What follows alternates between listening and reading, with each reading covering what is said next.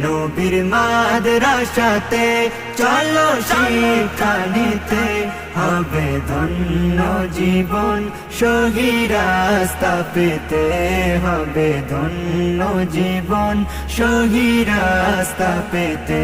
শিখে হাদিস ও কুরআন হবে সচ্চা মুসলমান তোমার আদব ব্যবহারে হবে জাতির কল্যাণ শিখে হাদিস ও কুরআন হবে সচ্চা মুসলমান তোমার আদব ব্যবহারে হবে জাতির কল্যাণ জ্বলবে দিনের আলো জ্বলবে দিনের আলো প্রতি ঘরে ঘরেতে